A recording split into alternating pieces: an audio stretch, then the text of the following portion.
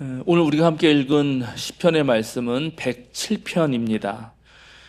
이 시편은 이스라엘의 큰 축제가 열릴 때 제일 먼저 여는 첫 행사로 또 여는 예배에서 불렸던 노래입니다.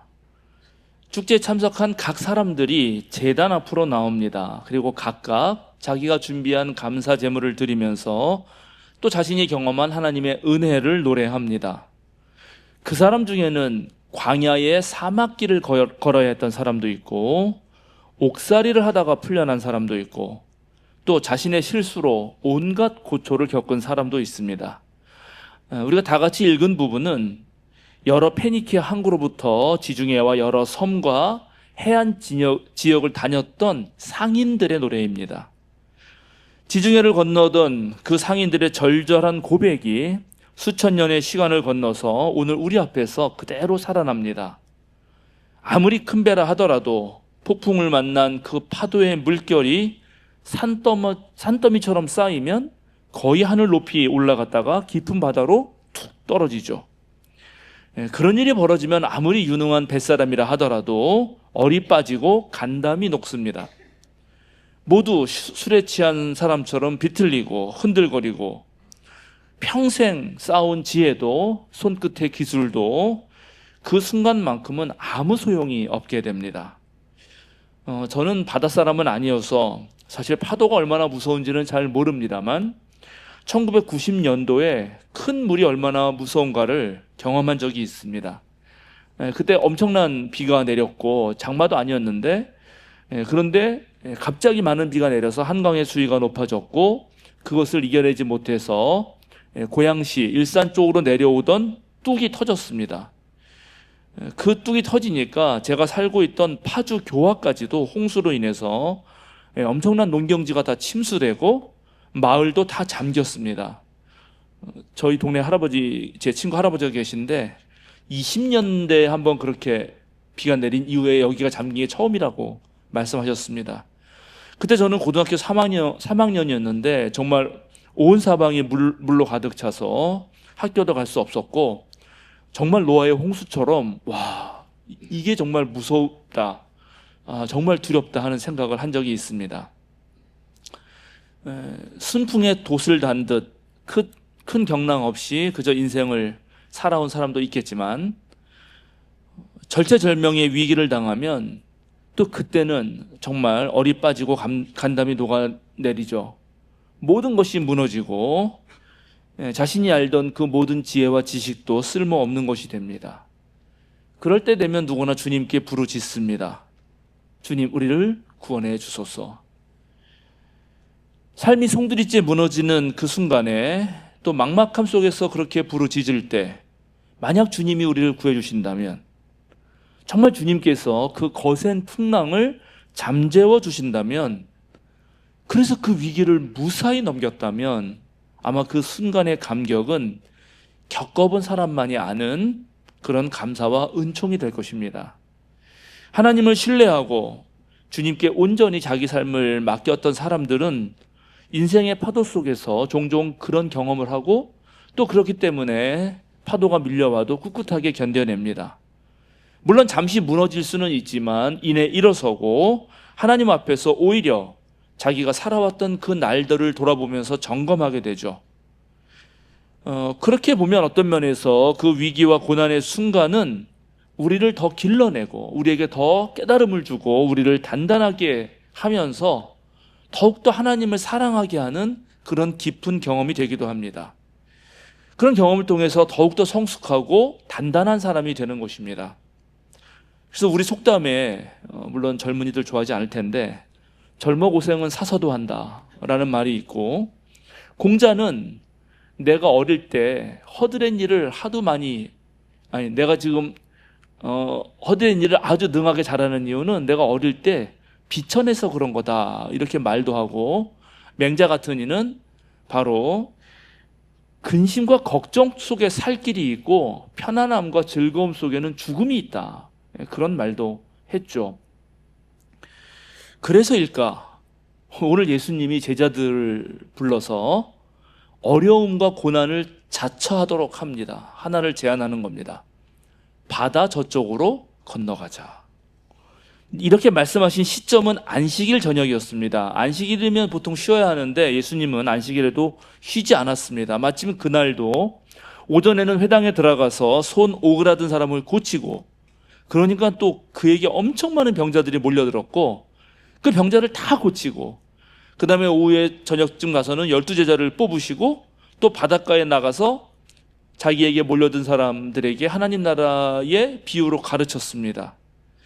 그렇게 매우 바쁘고 피곤한 안식일임에도 불구하고 쉬지 못하고 그런 하루를 보내고 나서 제자들에게 또 바다 저쪽으로 건너가자라고 제안한 겁니다. 사장님이 토요일까지 근무를 막 불러다가 다 근무시킨 다음에 내일 일요일인데, 야, 내일도 다른 공장에 가야 된다. 이게 똑같은 말이거든요. 주일날 이제 하루 종일 부역자들 힘든데 제가 부역자를 저녁에 다 불러 모아서, 야, 내일도 총회와 노회일이 있다. 거기 한번 가야 된다. 니네 월요일이지만, 이런 말 하는 겁니다, 지금. 그런데 여기서 바다 저쪽이라고 할 때 과연 예수 일행은 어느 쪽에서 어느 쪽으로 간 것일까요? 당시 이 바다는 갈릴리 호수를 말하는 것이고, 갈릴리 호수 서쪽에는 유대 땅이 있었고 동쪽에는 데카폴리스, 즉 10개의 도시라고 불리는 이방인의 도시가 있었습니다. 오늘 예수님이 바다 저쪽으로 가자 한 것은 갈릴리에서 활약하셨으니까 유대 땅에서 이방인의 땅으로 가보자라고 제안한 겁니다. 아마 하나님 나라 사역에 목숨을 바쳤던, 전 생애를 바쳤던 예수님의 생각은 이러했을 것입니다. 내가 전한 하나님 나라 소식이 유대 회당과 유대 마을에 이미 다 전파됐고 산속에 또는 바다에 사는 유대 민중들에게도 전해졌다면 이젠 이방인이 들을 차례지. 저 이방 땅으로 가야지 라고 생각했던 것입니다. 그래서 예수님이 제자들에게 바다 저쪽으로 건너가자 제안한 거죠. 그때 제자들의 머릿속에 어떤 생각이 들었을까요? 와, 신난다. 막 힘이 나고 막 기대가 되고 이랬을까요? 아니면 정반대였을까요? 지금 제자들에게는 새로운 일이 시작되고 있습니다. 당시 보통 유대인들은 자신들만이 선택받은 하나님의 백성이라고 생각했고, 그 외의 모든 민족은 이방인들이고, 또 이방 지역에 사는 사람들은 다른 신을 섬기는 우상 숭배를 하는 자들이라고 생각했습니다. 그러니까 죄인들이고, 그런 죄인들에게는 하나님의 심판이 내려져야 되고, 오로지 구원 소식은 자기 유대인들에게만 들릴 거라고 기대했습니다. 그런데 오늘 예수님이 아니다, 그런 이방인들에게도 하나님 나라의 소식은 들려져야 된다라고 말씀하시는 거죠. 제가 7월 16일 날 또 설교했는데 아마 이때 제자의 마음은 요나의 마음하고 비슷하지 않았을까? 이 뿌리 깊은 장벽을 어떻게 넘어갈 수 있을까요? 우선 가기 싫었겠죠. 그런데 또 가보지도 못한 낯선 땅이라 한편으로는 두렵고, 만약에 가지 말아야 할 이유를 대라면 아마 수십 가지도 더 될 수 있었을 것입니다.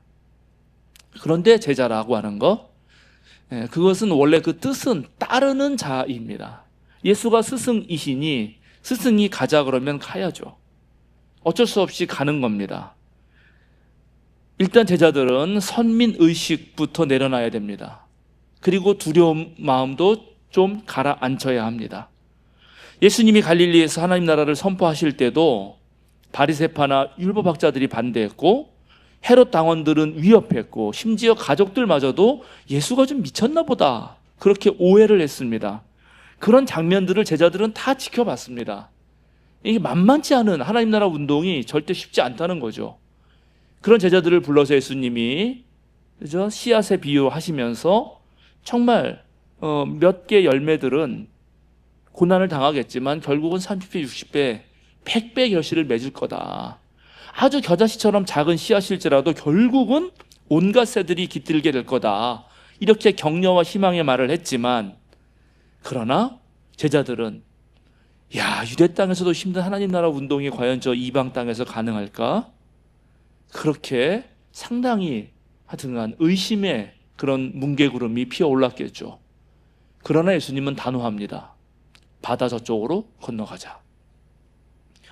내키지는 않지만 어쨌든 예수님이 가자고 하시니까 배에 오릅니다. 날은 어두워지고 그런데 아무 계획도 없이 한 점의 준비도 없이 낯선 이방인의 땅을 향해서 노를 저어 갑니다. 이때 성경은 놀랍게 어두운 밤의 시간이라고 말합니다. 이게 제자들의 지금 딱 그 마음이죠. 이제 제자들이 시험대에 오른 것입니다.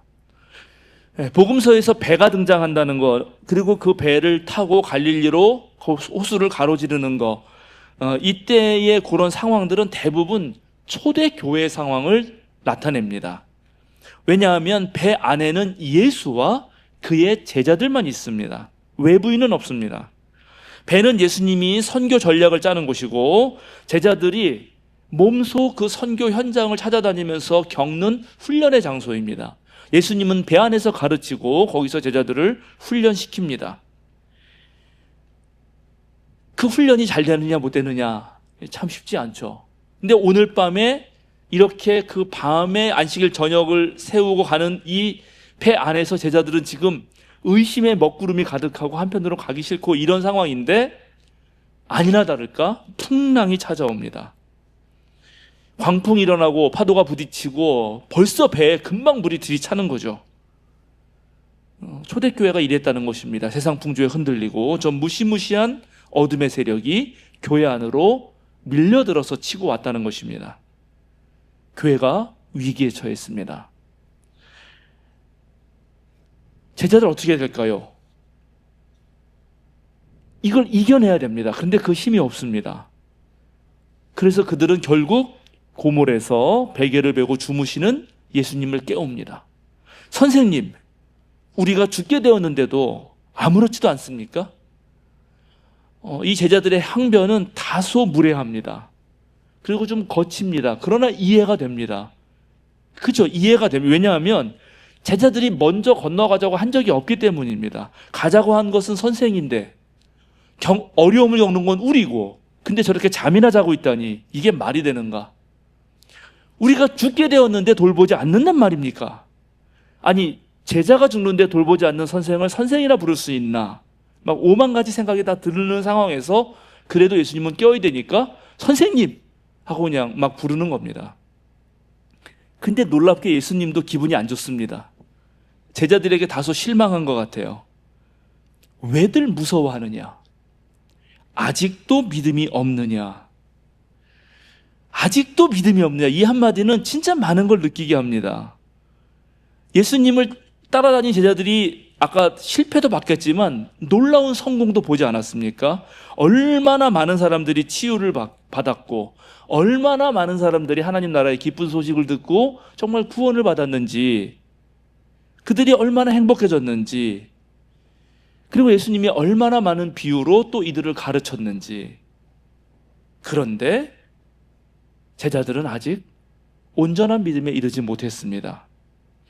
마태복음서에서는 예수가 그래도 제자들을 생각해서 왜들 무서워하느냐?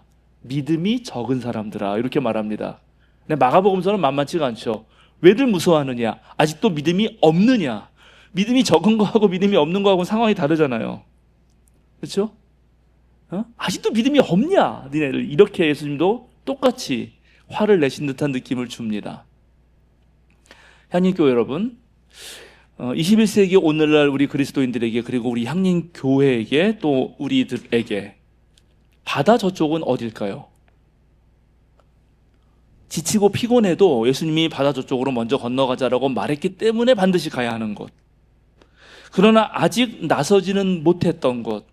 가다가 시험이 들면 아직도 믿음이 없느냐라고 그렇게 주님의 꾸중을 듣고야만은 그 지점 말이에요. 갈릴리 땅이 익숙했던 제자들에게 이방인의 땅 데카폴리스가 선교 과제였듯이 오늘날 우리 향림교회에게 아니 우리 향림교회 다니는 여러분 각각에게 여러분이 떠나야 할 그 익숙한 땅은 또 어딘가요? 아니 마주해야 할 과제는 어디인가요? 그리고 지금 우리가 맞이하고 있는 이 풍랑과 폭풍은 과연 어떤 종류의 것일까요? 아마 저마다 여러분들 다 생각이 있고 고민이 있으실 것입니다. 그러나 제 생각을 몇 가지 여러분과 나누고자 합니다. 제가 생각할 때 향린이 가야 할 첫 번째 바다 저쪽은 좀 깊은 신앙과 신학의 세계라고 생각합니다. 한국 교인들이 그동안 들어왔던 뻔한 교리들이나 그저 종교적 갈증들을 순간 달래주려고 하는 그런 위안거리가 아니라 실제 내 삶을 치고 들어와서 내 삶을 변화시키고 존재를 변화시키고 더불어서 더 나아가서 이 사회를 변혁시키는 그런 사유와 행위를 할 수 있는 힘으로서의 말씀, 그 힘으로서의 기도, 그게 우리가 가야 할 바다 저쪽이 아닐까? 정말 성경 한 구절을 두고 아주 끊임없이 해야 하는 그 씨름, 2000년이 넘는 이 기독교 전통에서 하나하나 배워가는 그 놀라운 지혜들, 이런 것 없이 우리가 교회 활동을 한다면 그것은 너무나 쉽게 세속화되고 또 너무나 쉽게 그저 개개인의 취미 활동으로 전락하고 맙니다. 최소한 우리 향림교회의 모든 활동과 선교와 목회는 신앙 고백이어야지 그저 이 세상의 똑같은 사회 활동이나 자기 욕망의 충족에만 머물러서는 안 된다는 것입니다. 향린이 가야 할 두 번째 바다, 저쪽, 거기는 제 생각에는 전체를 보는 안목과 포용적 태도와 열린 귀와 기다릴 줄 아는 마음이라고 생각합니다. 향림교회는 작은 교회입니다. 그런데 매우 큰 교회입니다.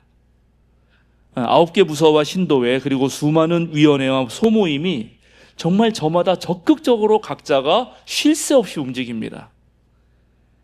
그런데 그 활발함이 만약에 전체를 보지 못하고 하나의 근시안처럼 될 때, 그때 향림교회는 위험합니다. 한 몸은 다양한 지체로 이루어져 있고 서로 다른 지체는 협력해야만 합니다. 이것이 무너져서 자기만 중요하다거나 내 생각만 옳다거나 우리 부서만 살아남아야 한다라고 하는 것, 우리만 커져야겠다고 생각하는 것은 세상 사람들은 그걸 암이라고 부릅니다. 향림교회는 73년의 역사를 지니고 있습니다. 그 역사에서 사실은 배울 줄 알아야 합니다. 그 배움이 자기 몸에 스며들어서 꽃처럼 피어나는 향기를 품어내려면 무르익는 성숙의 시간이 필요합니다. 제가 볼 때 그래서 서둘러서는 안 됩니다. 너무나 성급하게 판단하지 말고 다소 몸이 건조한 것 같지만 그래도 차근차근 한 걸음씩 겪어 나가는 거, 그게 대단히 중요하다고 생각합니다. 지금 향림교회가 맞이하고 있는 풍랑은 무엇인가? 그것은 우선적으로는 한국 개신교계의 몰락입니다. 가장 큰 충격파는 지도력의 상실입니다. 오늘날 따를 만한 기독교 신앙인이 잘 보이지 않는다는 것입니다. 물론 지금이 영웅의 시대는 아니죠. 오디세이는 아닙니다. 그죠? 그러나 이런 한국 개신교회의 몰락 때문에 신학생과 목회자가 급격하게 감소하고 있습니다. 제자들은 그래도 예수를 깨울 수 있었지만 오늘날 한국 교회는 기댈 만한 신앙인들을 자꾸 잃어가고 있습니다. 그럼 이럴 때 어떻게 하면 좋은가? 남아있는 사람들끼리라도 서로의 장점을 잘 연결해야 한다는 것입니다. 약점과 실수를 거듭 지적하면서 비난하고 못했다고 이렇게 탓하기 전에 사랑으로 저 사람은 저걸 잘하는데 하고 그것을 잘 길러서 키워서 서로의 빈 구석을 메꾸는 것. A라는 사람이 있는데 A가 B를 잘하고 C를 못해요. 너 왜 C 못하냐? 그리고 C를 잘하도록 하는 것보다는 잘하는 B를 길러서 다른 C를 잘하고 B를 못하는 거기에 갖다 메꿔주는 게 낫다. 이게 제 생각입니다. 그래서 결국 일보다는 사람이 중요합니다. 교회 온갖 활동을 해내는 것보다 천하보다 귀한 그 한 사람을 길러내는 게 더 중요하다고 저는 생각합니다. 목회도 선교도 사역도 모든 것은 결국 사람이 해내는 것이기 때문입니다. 아주 좋고 훌륭한 담임 목사를 모시기 위해서 수년간 수많은 목회자를 인터뷰하면서 목사를 찾으려고 했던 어느 교회 청빙위원회가 있었습니다. 여전히 좋은 목사를 못 찾다가 중간보고를 해야 돼가지고 중간보고에 8명에 대해서 온 교인들에게 그 중간보고서를 제출했습니다. 첫 번째 대상자 1번 노아. 120년을 설교했으나 단 한 명도 회개시키지 못했음. 2번 모세. 말을 더듬으며 이전 교인들의 말에 의하면 사소한 일에도 심하게 화를 낸다고 함. 국제결혼을 한 데다가 살인 전과도 있음. 3번 다윗. 우리에게 꼭 맞는 지도자 같았으나 신원조회 결과 이웃집 아내와 간통한 성범죄자. 게다가 자신의 비리를 숨기기 위해 권력을 남용함. 도덕성의 문제만 아니었다면 찬양 사역자 정도로는 고려했을 수도 있음. 4번 세례 요한. 자칭 세례자라 부름. 그런데 입은 것은 못 봐줄 정도이고 잠은 늘 야외에서 자며 이상한 다이어트 음식이나 혐오 음식을 즐김. 충동적인 데모를 일삼는 선동자로 보임. 5번 바울. 강력한 지도자. 그러나 융통성이 없이 너무 엄하고 외모 또한 형편없음. 한번 시작하면 끝낼 줄 모르는 긴 설교 때문에 그의 설교를 듣던 청년이 졸다가 창에서 떨어져 죽었음. 6번 디모데. 가능성은 있으나 너무 젊음. 적어도 50이 될 때까지는 기다려야 할 것 같음. 7번 예수. 한창 인기가 있을 때는 5,000명 이상의 신도를 가지기도 했으나 결국 12명으로 줄어들었음. 독신자이며 외모와 생활 방식, 거친 말투가 우리와 맞지 않아 성도들이 시험들 여지가 많음. 특히 청빙위원들에게 날카로운 질문을 해서 난처하게 만들었음. 8번 가룟 유다. 참고인의 말을 종합해 볼 때 후보자 중에 가장 유력자임. 보수주의자이며 정치 세력과 좋은 관계를 유지하고 있음. 특히 재정을 잘 관리할 줄 암. 다음 주에 설교를 들어본 다음에 우리 교회 담임 목회자로 청빙할까 고려 중임. 웃긴 이야기죠. 그러나 이 우스운 이야기가 던지는 질문들이 있습니다. 우리가 교회의 민주적 운영을 중요하게 여기고 또 우리가 평신도 중심의 사역을 한다고 할 때 향린 교회가 해야 할 일이 무엇인가 하는 거죠. 다른 교회는 목사 청빙하는 것에 관심 가질지 모르지만 우리는 모두가 목회자라고 말하는 교회입니다. 그러니까 서로를 사랑으로 채워주어야 합니다. 서로의 단점만 들추거나 자기가 다 할 수 있다고 생각하기보다 각자의 장점들을 살려서 상승 효과를 일으켜야 되는 거죠.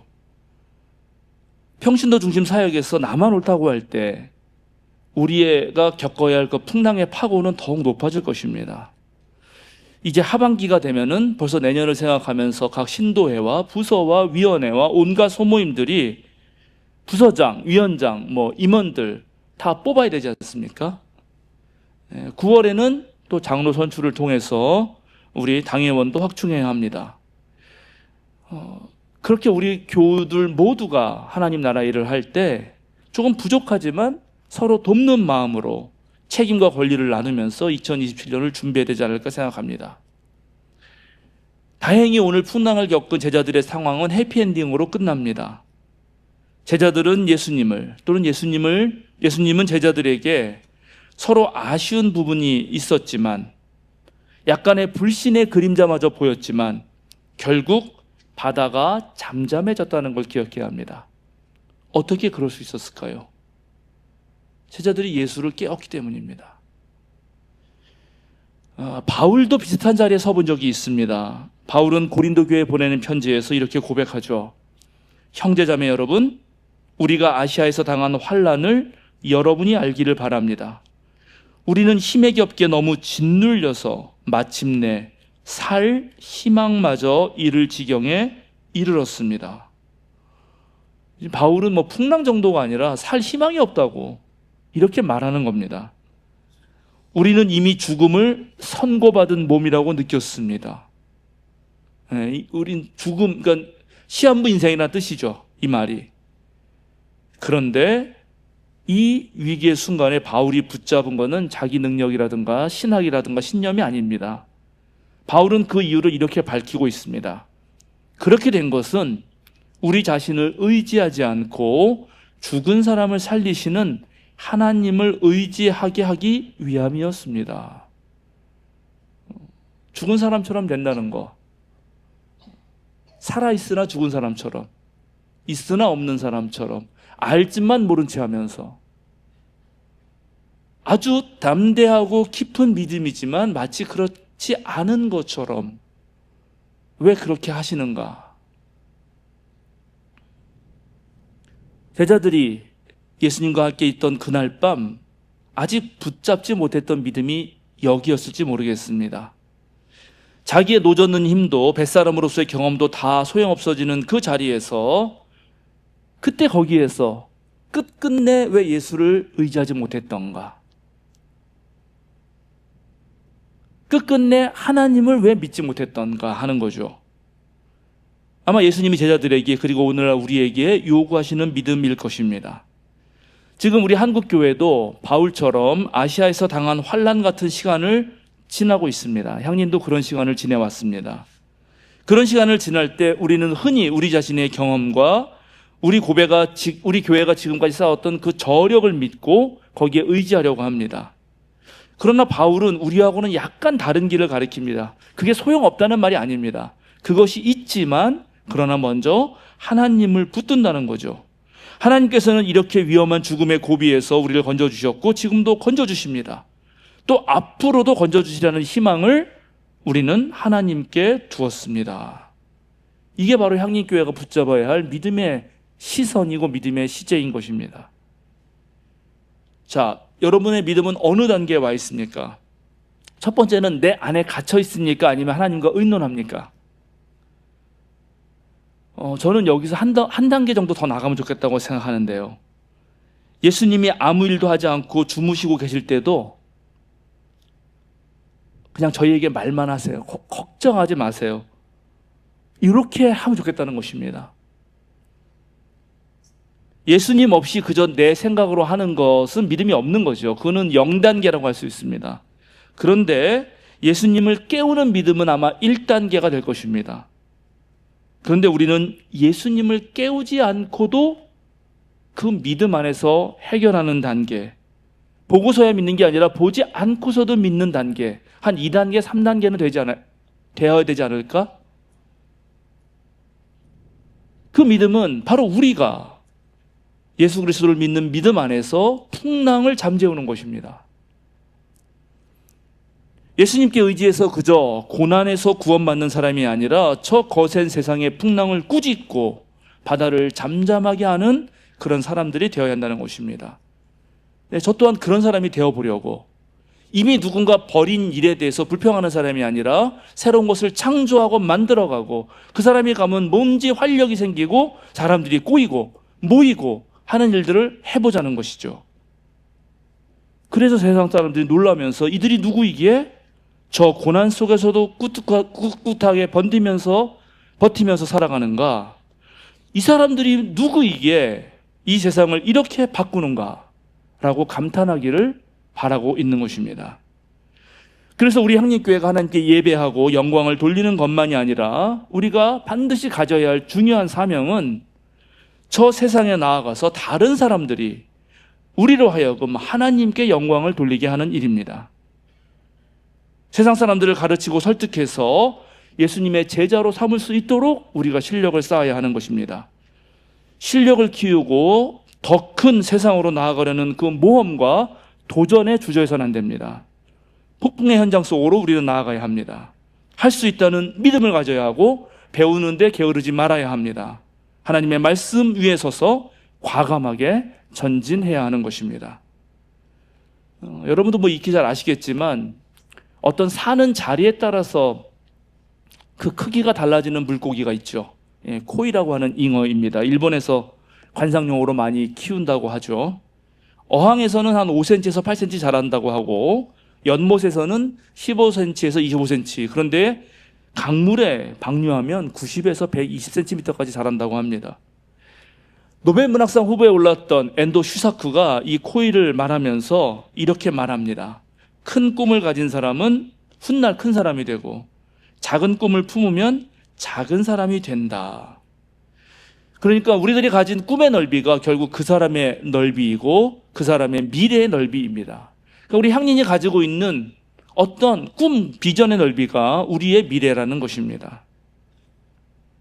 여러분들 어디에서 행복을 찾고 어디에서 기쁨을 느낍니까? 현대인들은 그 작고 소소한 곳에서 가정 잘 꾸리고 또 재밌게 지내는 곳에서 그렇게 행복을 찾죠. 나쁜 건 아닙니다. 아주 좋은 거죠. 그러나 그리스도인의 꿈은 거기에서만 멈출 수는 없습니다. 우리는 훨씬 더 큰 꿈을 꾸어야 합니다. 저 세상에 나아가서 한 영혼을 구원한다고 하는 전통적인 꿈만이 아니라 이 세상을 하나님 나라로 바꾸겠다고 하는 그 높은 이상을 가져야 합니다. 불평등을 고치고 전쟁을 막고 불의한 일에 대해서는 과감하게 나서서 저항하고 굳세고 당당한 믿음이 있어야 하는 것입니다. 그렇게 하려면 우리는 더 큰 세상으로, 바다 저쪽으로 나아가야 하는 것입니다. 오늘 우리가 읽은 마가복음서에 놀랍게 자세히 보면 예수와 제자들이 탄 배 말고도 다른 배들도 함께 이 배를 따라갔다라고 되어 있습니다. 이 배들도 똑같이 폭풍과 파도의 위협을 당했을 것입니다. 그런데 예수님의 제자들이 예수를 깨웠고 그래서 풍랑이 잠잠해졌죠. 그러면 예수님의 배들뿐만 아니라 함께 따라간 배들조차도 구원을 얻었던 거 아닙니까? 즉 우리 향림교회 활동은, 우리의 행동은, 우리의 믿음은 이런 것이어야 됩니다. 나도 살리고 남도 살려야 하는 것입니다. 그런 큰 꿈을 꾸어야 합니다. 그런 꿈이 있을 때만 거센 풍랑을 이겨낼 수 있습니다. 예수님은 아무리 거센 풍랑 속에서도 또 비바람 속에서도 편하게 고무를 베고 잠을 잘 수 있었습니다. 이게 어떻게 가능하죠? 그것은 예수가 하나님을 제대로 믿었기 때문입니다. 세상을 창조하신 하나님을 제대로 믿었기 때문에 그는 그 평화를 유지할 수 있었던 것입니다. 우리 향림 가족들, 풍랑 속에서도 고무를 베고 편히 잘 수 있었던 예수님의 그 장성한 믿음에 이르시기 바랍니다. 예수께서 오늘 우리에게 너희가 아직도 믿음이 없느냐? 이렇게 물으실 때 아니요. 우리에게 믿음이 있습니다. 주님 더 주무셔도 됩니다. 괜찮습니다. 라고 말하시는 저와 여러분이 되시면 좋겠습니다. 잠시 침묵으로 기도하겠습니다.